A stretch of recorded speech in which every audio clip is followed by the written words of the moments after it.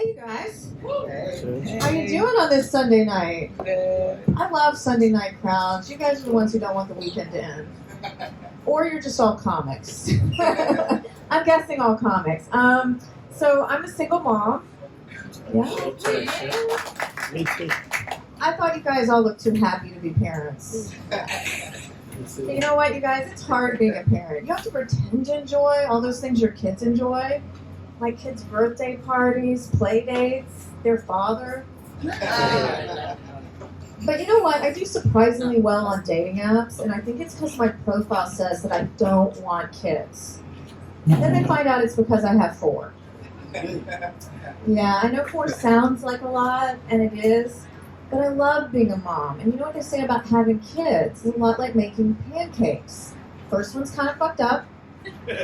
Probably should have thrown it away. As far as I know, it's still legal to laugh at that joke. But I think having kids is a lot more like eating pancakes. You always regret having your 4th one. In case you guys were wondering, none of my pancakes like that joke. Especially my 4th pancake. And she is really dramatic, you guys. She loves to overuse the word trauma. And just the other day, I was like, Sadie, you are not traumatized because I won't get you a pumpkin spice latte from Starbucks.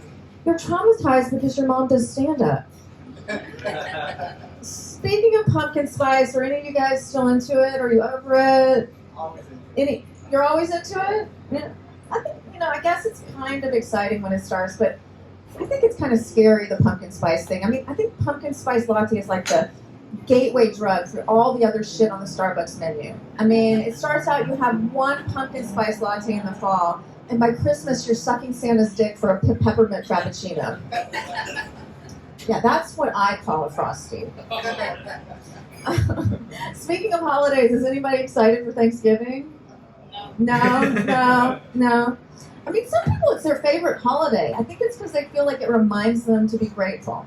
For me, it's just a reminder that I hate turkey and I'm not that close to my family. Yeah. But the one thing I do hate is these people who put up their Christmas decorations before their pumpkins are even rotten.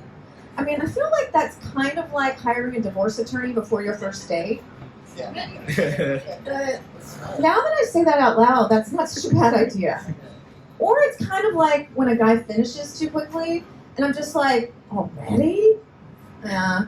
Unless you're one of those people who just leaves your decorations up from the year before, that I can relate to, lazy. But you know what, Christmas is great, I guess, it's coming up. My youngest is 13, and I think she's too old to believe in Santa. But you know what, we have an understanding, and it's kind of sweet. She keeps pretending to believe in Santa, and I keep pretending her TikTok dances are innocent. Yeah, but it's great, with the holidays and Christmas, it's like magical with kids. I remember the first time I took my son to see Santa, and he was like, you want me to sit on that old guy's lap? And I was like, God, I guess it is more of a mommy activity.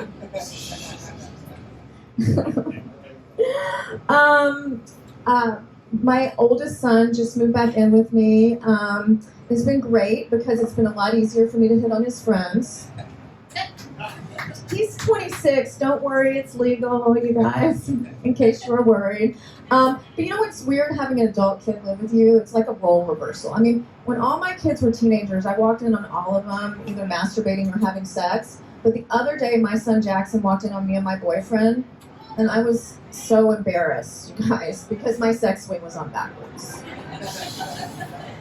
But that's what you get when you're one of those psychos that knocks while you're entering. You look like one of those. Yeah, right? You have the glasses. You're guilty, aren't you? See? But you know what? It's great. He also shares a lot with me now. Like the other day, he told me that every girl he's ever been with has asked him to choke her. And I was shocked. I told one of my girlfriends about it, and she was like, well, did you tell him that was okay? And I was like, the choking part or the telling me about it part? But you know what? When you have kids, no one tells you that when you're giving birth, you're actually giving birth to your biggest critic. Like, my kids critique dinner like they're Gordon Ramsay on Hell's Kitchen. They'll be like, this sucks, you look like shit, and that's crap. And I'm like, and that's just when we go to Nobu, But you know what? I feel like you need to teach by example and take the high road with kids. Like the other day, my 13-year-old was like, you have a flat butt. And I was like, well, that may be true, but it's better than having a flat chest, nerd. Oh boy. I'm from the South, you guys. Pesh was saying people are from everywhere. I'm from the South, Memphis, Tennessee. Yeah. And people in the South are so nice to your face. But you know what? They're the masters of backhanded compliments, you guys. And when you're from the South, you get used to it. They don't bother you anymore. Like, I ran into a girlfriend of mine the last time I was in Memphis, and she was like, you look so good for your age. And I just laughed it off, you know. And then I slept with her husband. And my mom's a real Southern belle, and she is the worst. I mean, she'll be like, are you sure you should eat that?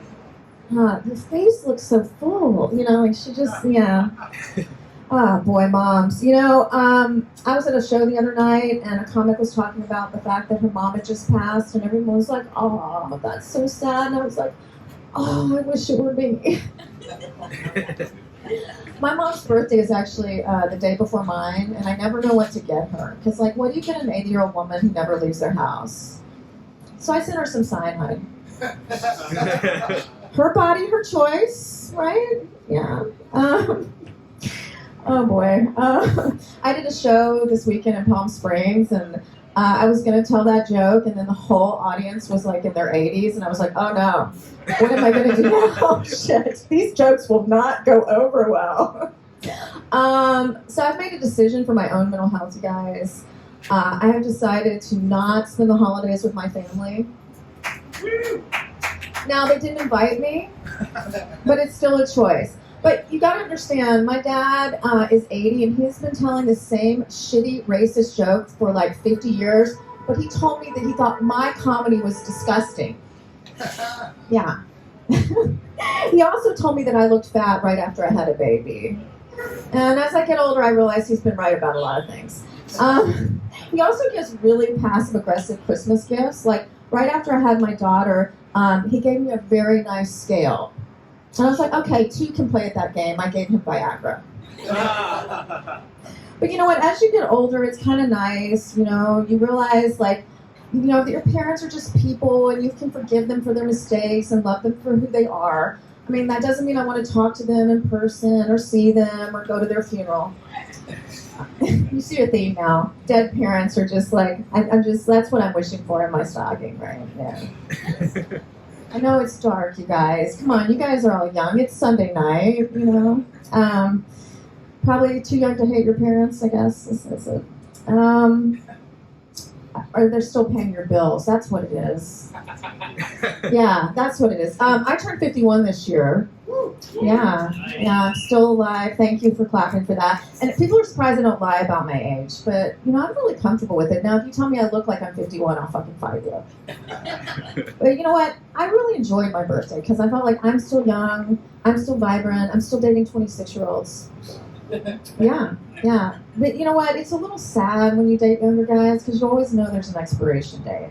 I mean, because they're bound to say something stupid, do something insensitive, get grounded.